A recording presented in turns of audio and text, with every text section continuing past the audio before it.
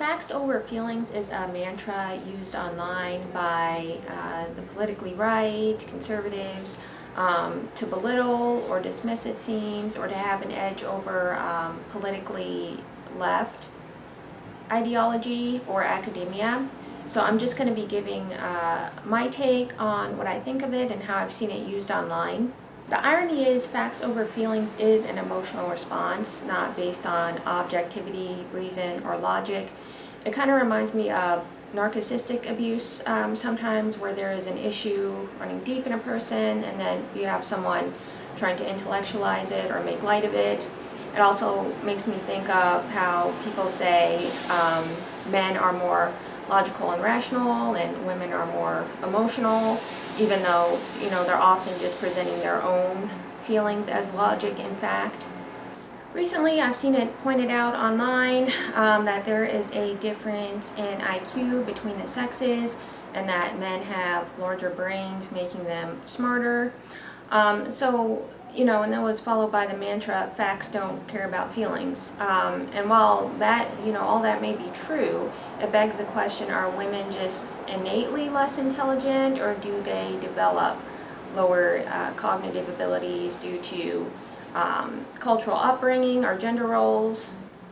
While it is true that historically women have had lower IQs than men, and if you look in less developed areas of the world, women do have lower IQs than men. If you look at more developed countries or countries where women have more equality, women's IQs have actually caught up to men's. And while it is true that men's brains are larger than women's, there is something called the brain to body mass ratio. So men are on average 15% larger than women, so it would make sense that their brain is slightly larger than women's brains. Elephants' brains are larger than humans, but they're not smarter than humans because they have a larger body that their brain has to control. Just looking at facts and data without any sort of context or analysis is just not how reality works. To me, facts over feelings is a simplification of reality and data. It's better to draw a conclusion from a consensus of data. I'm not sure if people who use this mantra, if they believe in or accept science, or if they dismiss science. I think I've seen it both ways. I will say, as someone who has done scientific research, is that science is often seen as the end-all be-all. And while science is a great tool, it is not infallible. That's not a fault of science, that's just how it works, that's how we progress in the face of new evidence. There is new data and findings coming in all the time that leads us to reevaluate or find better, more accurate ways to look at information. Individual bias also gets in there as well, and it is seen as a virtue to be skeptical of your own ideas and to find evidence against it. A lot of fields of science are highly theoretical, and I mean there is a lot of science that is not an example of that as well. But the best we can do is gather what observations, data, and evidence we can to form our thesis. Facts don't often tell the whole story. We do use supposition, inferences, and yes, feelings to help us connect the dots. So yes, while there is absolutely such a thing as truth and reality, we often don't have all of the facts to make valid or complete judgments on that. Often what we have is a subset of facts. There are facts that you emphasize and facts you discard or don't have knowledge of. You often seek out information that supports your biases, and your conclusions are based on what facts you value and what preconceived notions that you started with.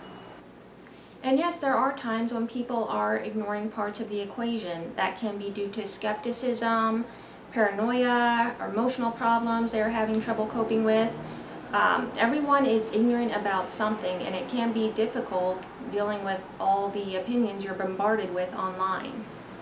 So yeah, I understand why people are conservative. I think both left and right-wing politics have merit. Our differences are what helped us survive so long as a species.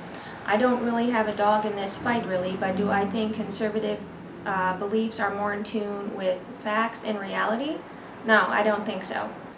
I mean, for example, conservative politics to me are like, take astronomy or cosmology, for example. Conservatives are like, the moon exists and is there, and that's all there is to it. Maybe they are religious and think God put it there. You know, right or wrong, that's just how they see it, and that's just how it is. Liberals are going to come up with ideas for how the moon got there. And conservatives don't see the point in doing this, but liberals are looking at a bigger picture. So, like, we can look at outer space and we can see that, you know, what is presumed to be newer or younger stars, how they have a planetary disk around them. And then we can conclude that the planets must have formed out of that planetary disk. And then we can think, you know, maybe the same process happened for planets that have moons. For the moons, maybe they formed out of that a disk that was revolving around the planet.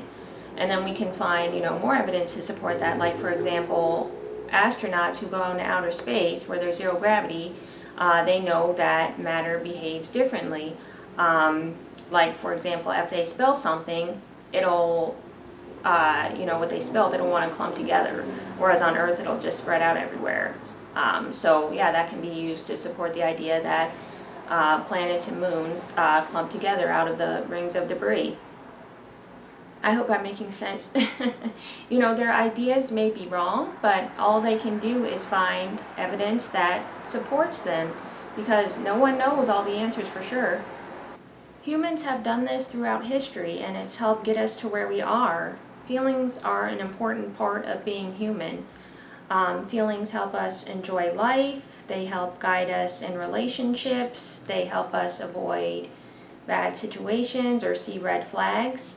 Listening to your feelings can help keep you happy and healthy. I mean, they are there for a reason. Alright, that was all that I had for this video. I hope you enjoyed or found it insightful, and thank you for watching.